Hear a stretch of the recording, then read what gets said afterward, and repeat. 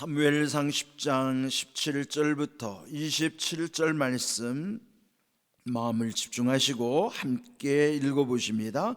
사무엘이 백성을 미스바로 불러 여호와 앞에 모으고 이스라엘 자손에게 이르되 이스라엘 하나님 여호와께서 이같이 말씀하시기를 내가 이스라엘을 애굽에서 인도하여 내고 너희를 애굽인의 손과 너희를 압제하는 모든 나라의 손에서 건져내었느니라 하셨거늘 너희는 너희를 모든 재난과 고통 중에서 친히 구원하여 내신 너희의 하나님을 오늘 버리고 이르기를 우리 위에 왕을 세우라 하는도다. 그런즉 이제 너희의 지파대로 1000명씩 여호와 앞에 나아오라 하고 사무엘이 이에 이스라엘 모든 지파를 가까이 오게 하였더니 베냐민 지파가 뽑혔고 베냐민 지파를 그들의 가족별로 가까이 오게 하였더니 마드리의 가족이 뽑혔고 그 중에서 기스의 아들 사울이 뽑혔으나 그를 찾아도 찾지 못한지라.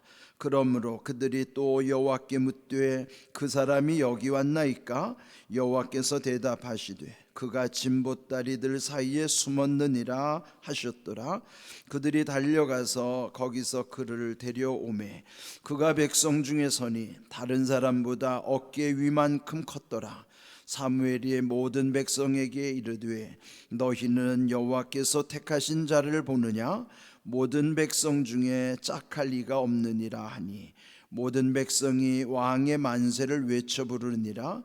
사무엘이 나라의 제도를 백성에게 말하고 책에 기록하여 여호와 앞에 두고 모든 백성을 각기 집으로 보내매 사울도 기브와 자기 집으로 갈 때에 마음이 하나님께 감동된 유력한 자들과 함께 갔느니라. 어떤 불량배는 이르되 이 사람이 어떻게 우리를 구원하겠느냐 하고 멸시하며 예물을 바치지 아니하였으나 그는 잠잠하였더라. 아멘. 우리가 무슨 일을 하든지 우리 삶의 가장 우선순위는 하나님의 뜻을 분별하는 것입니다. 오늘 주신 말씀도 보면은 하나님의 뜻 앞에 반응을 보이는 현상들, 또 오늘 우리도 마찬가지예요. 하나님 말씀 앞에 우리가 어떤 반응을 보이느냐, 곧 그것이 자기 믿음입니다. 오늘 주신 말씀에도 보면은 마침내 이 사울을 왕으로 세우는 거예요. 그런데 이 왕으로 처음 세우는 제도이기 때문에 뭐든지 처음 하는 것은 어설프고 익숙하지 않잖아요. 그래서 좀 그 적응하기까지의 과정들이 필요한 것입니다. 그런데 사울을 왕으로 세우는 오늘 이 과정은 이미 하나님께서 사무엘을 통해서 사울에게 그 뜻을 다 전달했어요.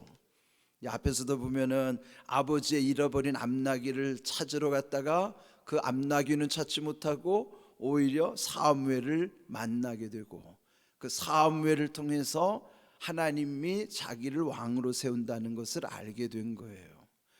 그러면서 그 사울이 이제 그 자기 고향으로 돌아가는 길에서 세 가지 징조를 이미 말씀해 주셨어요.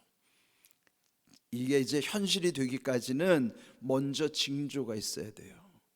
그런데 징조는 어디 있는가? 오늘 우리에게 징조는 말씀이 징조예요. 말씀이 먼저 깨달아지면은 그 말씀 속에 징조가 보인단 말이에요. 그러니까 여러분 말씀이 얼마나 귀한지를 알아야 돼요. 이 말씀이 있어도 깨달아져서 내 말씀이 되지 않으면 내게 징조로 다가오지 않아요. 그래서 여러분 말씀이 여러분에게 징조라는 사실. 그런데 이 사울에게 미리 보여주신 세 가지 징조가 있었어요. 첫 번째, 네가 아버지의 잃어버린 암나귀 찾게 될 거다. 꼭 그대로 됐어요. 두 번째, 가던 길에 너에게 떡을 줄 사람이 있을 것이다. 그 떡도 받았어요. 세 번째, 또 그 선지자의 무리들을 통해서 너에게 새 마음을 부어주게 되고 성령이 임할 것을 말씀하셨어요. 그런데 그에게 그 세 가지 징조가 다 이루어진 거예요.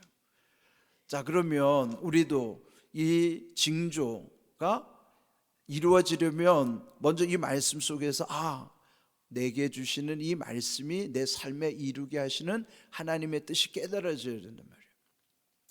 이미 사울은 그렇게 징조대로 경험했고, 그리고 이제 자기 고향으로 돌아와서, 그런데도 굳이 오늘 이 사무엘은 그 백성들을 모으고요, 하나님의 뜻대로 선포한 게 아니라 절차를 밟는 거예요. 이미 사무엘이나 사울은 하나님의 뜻을 알고, 그런데 백성들은 모르잖아요. 그래서 백성들에게 알려주는 절차와 과정이 오늘 본문에 기록된 것입니다. 17절 보시면 사무엘이 먼저 백성들을 미스바로 불러 여호와 앞에 모았다 그랬어요. 미스바라고 하는 장소가 앞에도 나왔어요.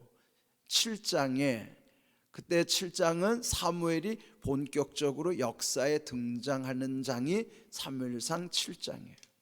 거기에 보면은 사무엘이 먼저 한 일이 그 백성들을 미스바로 모은 다음에, 그동안에 우리가 우상을 숭배했는데 그거 다 버리고 우리의 마음을 새롭게 하여, 그리고 미스바에 모인 백성들로 하여금 금식을 선포하고 그들의 삶을 하나님 앞에 새롭게 결단하게 하는 과정, 거기가 미스바예요. 그러니까 미스바라는 것은 그 백성들이 전국에서 다 모이기 수월한 장소이기도 하지만은, 미스바는 그들을 새롭게 하는 장소예요. 그런데 사무엘이 그때처럼 이 미스바로 다시 그 백성들을 불러 모은 것입니다. 그리고 하나님의 말씀을 전하죠. 이스라엘 자손에게 이르되 이스라엘 하나님 여호와께서 이같이 말씀하기를, 그러면서 내가 이스라엘을 애굽에서 인도하여 내고 너희를 애굽인의 손과 너희를 압제하는 모든 나라의 손에서 건져내었느니라.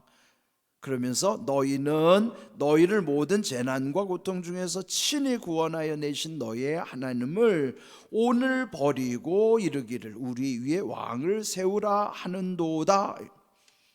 이게 이 말씀 읽으면서 어떨까요? 그들이 왕을 세워달라고 계속 요구했기 때문에 하나님이 이제 어쩔 수 없이 그들의 요구대로 왕을 세워주는 거예요. 그렇다면 그들에게 이전까지 왕이 없었나요? 왕이 있었어요. 그 왕이 누구냐면 하나님이 왕이신 거예요. 그런데 하나님은 보이지 않는 왕이신데, 그들이 보이지 않는 그들의 왕이신 하나님을 잊어버리고 저버리고, 그리고 나서는 이제 보이는 왕을 세워달라는 거예요. 주변의 나라들처럼. 그래서 결국은 하나님은 서운하시죠. 그래서 여기서 말씀하신 거예요. 너희가 나를 버리고 왕을 세워달라고 하는도다. 그들의 요구대로 들어주긴 하지만, 여러분 아이들을 키울 때 보면 이따금 아이들이 고집을 부릴 때 있잖아요. 걔네들은 아직 모르니까 아기 때 호기심이 많을 때, 특별히 위험한 거, 가령 예를 들어서 이게 막 불이 막 붙었는데 보면은 그걸 만져보고 싶어 한단 말이에요. 촛불 같은 거, 뭐 케이크에다가 초를 꽂아 놓으면은 처음에 아기들은 그게 뭐 뜨거운지 아닌지 모르니까 만져보려고 그래요. 그러면 처음에는 엄마 아빠들이 못 만지게 한다고. 근데 이 아이가 자꾸 고집을 피우고 자꾸 때를 쓰고 만지려고 그러면 어떻게 해요? 한번 본때를 보여주려고 만져보게 하잖아요. 그 가까이 갔다가 자기가 뜨거운 걸 알면 그때서부터는 화들짝 놀란 다음에 다시는 그렇게 안 하는 거예요. 그렇죠. 그런 고집이 있어요. 그래서 지금 이 백성들이 왕을 요구하는 것도 그런 거예요. 그렇다면 너희들이 원하는 데 왕을 세워줄 텐데, 그리고 사울을 이제 왕을 세우긴 하지만은 초대 왕 사울로 인하여 엄청난 그들이 고초를 또 겪게 되는 거예요. 그래서 지금 그러나 어찌하든지 그들이 요구대로 또 그 시대에 그들이 원하는 왕을 하나님은 그래도 세워주시는 거예요. 그 사람이 사울인데, 그 과정을 한번 여기 잘 보세요. 그런데 이미 정해졌더라도 여기에 보면은 절차를 밟기를, 사무엘이 20절 보시면 19절 후반부에 보면은 그런즉 이제 너희의 지파대로 1000명씩 여호와 앞에 나오라. 그럼 여러분 12지파니까 각 지파에 1000명씩이면 거의 12,000명이 모인 거 아니에요? 그럼 각 지파에 1000명씩을 먼저 부른 다음에 12지파 중에 한 지파를 이제 제비뽑기를 하는 거예요. 그러니까 지금 12지파 중에서 다들 기대할 거 아니에요? 어느 지파에서 왕이 세워질 것인가? 혹시 우리 지파에서 세워졌으면 좋겠다? 다 기대할 거 아니겠어요? 그래서 12지파를 놓고 제비뽑기를 했는데 베냐민 지파가 뽑힌 거예요. 베냐민 지파가 어떤 지파예요? 12번째 지파, 막내 지파라고. 그리고 제일 약한 지파예요. 제일 약한 지파, 막내 지파에서 그 뽑힌 거예요. 그럼 이제 그 베냐민 지파 중에서도 또 누가 세워질 것인가? 다들 초미의 관심을 가지고 이미 다 알긴 알죠. 사무엘도 사울도 다 알아요. 이 제비뽑기에 누가 당첨될 건가 하나님이 다 예비하셨기 때문에 알지만 아직 백성들은 모르니까 백성들에게 알려주는 절차예요, 이게. 자, 그 다음에 또 그 베냐민 지파만 모이게 하고 거기에서 또 가족별로, 그럼 이제 그 베냐민 지파들의 여러 가족들 중에도 또 기대를 할 거 아니에요.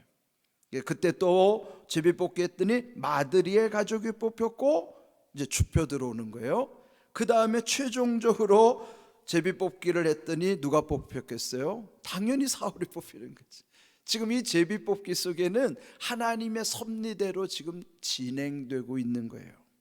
그렇다면 이렇게 지금 제비뽑기라고 하는 것은요, 이거는 오늘날 제비뽑기 하는 거는 또 다른 문제예요. 왜? 이미 성경의 말씀이 우리에게 분별력을 주시기 때문에 우리는 말씀 속에서 분별해야지, 무조건 제비뽑기로 하나님의 뜻을 분별하는 거는 구약의 시대의 방법이에요. 그러니까 우리는 구약의 시대의 방법을 그냥 그때 그랬구나라고 참조하고 이해할 뿐이지 오늘날도 제비뽑기 하면 안 돼요. 왜? 오늘은 말씀이 있는데 왜 제비뽑기를 합니까? 말씀대로 붙잡고 가면 되는데. 그래서 제비뽑기는 아무나 하는 거 아니에요. 그러나 이 시대의 방식, 구약의 방식은 제비뽑기로 했다는 것. 그건 하나님의 뜻이기도 했기 때문에. 그래서 잠언 16장 마지막 절을 보시면, 자, 우리 잠언 16장 33절 읽어봅니다. 제비는 사람이 뽑으나 모든 일을 작정하기는 여호와께 있느니라 그랬어요. 그러니까 제비뽑기 사람이 하더라도 결국은 그 일을 작정하시는 분은 하나님이 하신다, 그런 것이죠. 그래서 오늘날은 제비뽑기는, 이거는 하나님의 뜻을 아는 것은 말씀이 중요한 것이고, 그 시대는 우리 오늘날같이 이렇게 말씀이 없었기 때문에 그때는 제비뽑기 방식으로 하는 거예요. 그래서 지금 사무엘이 제비뽑기 방식으로 해서 결국은 사울이 뽑힌 거예요.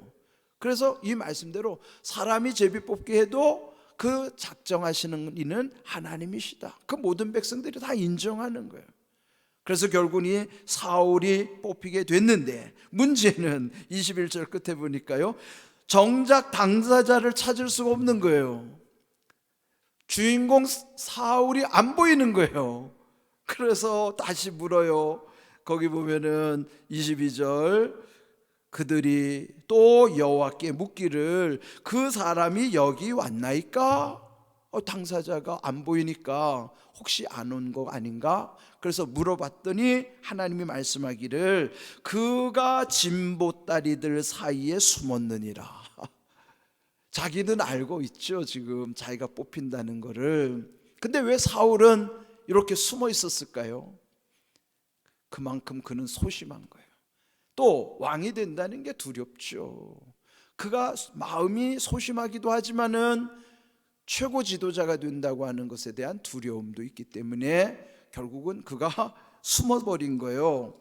그때 사람들이 달려가서 그를 데려왔다 그랬어요. 근데 막상 딱 등장하고 봤더니, 그 전까지는 누가 왕인지 아무도 몰랐는데 실제로 인물이 뽑혀가지고 이 앞에 모든 백성들이 이 사람을 주시하는 거예요. 그런데 딱 세워놓고 봤더니 23절 끝에 다른 사람보다 어깨 위만큼이나 컸더라 그런 거예요. 그 시대 보통 키 큰 사람들이 겨우 그 사람 어깨에 닿을 정도면은 사울은 이 머리가 보통 사람들보다 이 머리가 하나 더 있는 거예요, 어깨 위에. 그럼 오늘날 우리의 키로 보면 거의 2m 가까이 되지 않는가. 농구 선수 중에 서장훈 씨가 2m가 넘다는데 그 정도로 거구의 인물이 선 거예요. 그러니까 얼마나 건장하고 훤칠하고 아주 그냥 풍채가 당당하니 그들이 볼 때 얼마나 잘생겼겠다, 그렇지 않아요?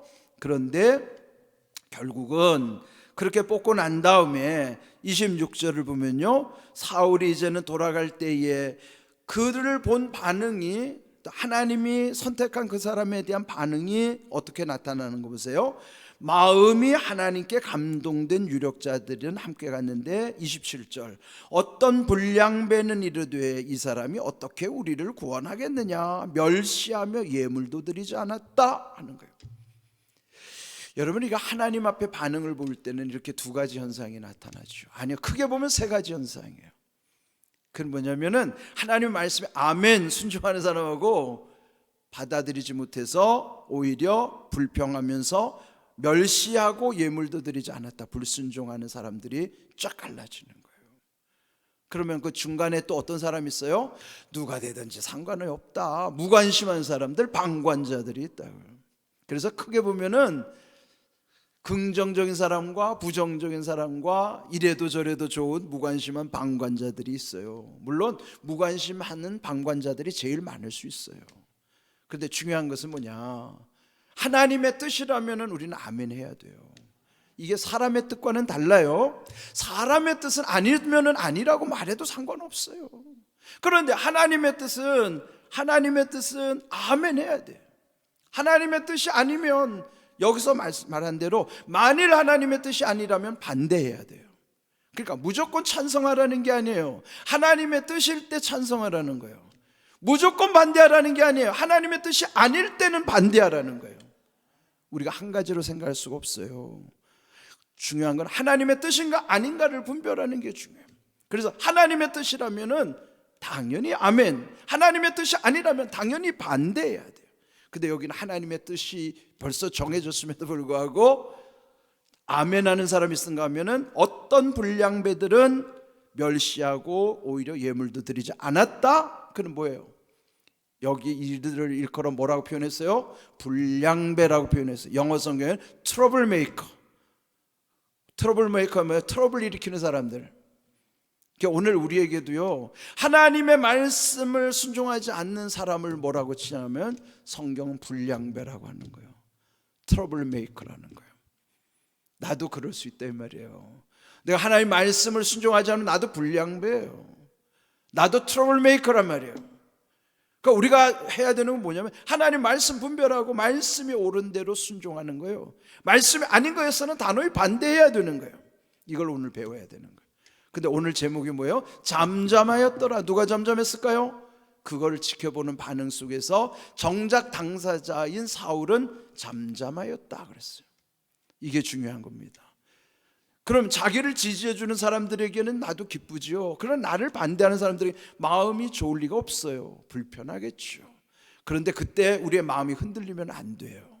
어떻게 해야 되나요? 잠잠해야 됩니다. 잠잠하다는 원어의 뜻은 뭐냐면은 귀 먹은 사람처럼 되다, 그런 뜻이에요. 귀 먹은 사람처럼 돼야 돼요. 뭐 안 들린 사람처럼 해야 된다니까. 그거 쉽지 않아요. 다 내가 듣기 싫은 소리를 들으면 마음이 흔들려가지고 같이 맞서기 싶고, 그러다 보면은 내 마음이 무너지기 시작하면요, 걷잡을 수 없어요. 그래서 여러분, 어떤 일을 당하든지, 내가 원하는 일이든지 원하지 않는 일이든지 내 마음이 불편해지지 않도록 하려면은 잠잠해야 됩니다. 반응을 보이지 말아야 돼요. 왜요? 반응을 보이면 마귀가 제일 좋아합니다. 그런데 이게 훈련이 되지 않으면 안 돼요. 그러니까 여러분 기억하세요. 잠잠해야 하는 것이 이기는 길이다. 어떤 현상이든 여러분 주변에서 여러분의 마음에 불쾌한 일이 생겨도 그거를 내색하면 안 돼요. 잠잠하라는 건 하나님께 가져오라는 거예요. 하나님께 마음을 열어야 돼요. 그럼 부부싸움도 그렇잖아요. 누구 한 사람만 잠잠하면 싸움이 일어날 리 없죠. 잠잠할 수 없으니까 싸우는 거예요. 한 사람만 잠잠하면 싸울 일이 없어요. 손바닥이 왜 소리 나봐요? 수준이 같으니까 소리 나지. 한 사람이 수준을 높이든지 한 사람이 수준을 낮추든지 하면 소리 나요? 안 나잖아요. 우리 인생이 그런 거예요. 맞서면은 싸우게 되지만은 한 사람이라도 때로는 수준을 높이고, 수준을 높일 정도가 안 되면 수준을 좀 낮춰보세요. 그러면 안 싸워요. 소리 안 난다니까요. 오늘 주실 말씀, 잠잠하라. 이게 지혜라고요. 올 한해는 말조심, 잠잠하는 은혜가 우리 모두에게 있기를 주님의 이름으로 축복합니다. 아멘.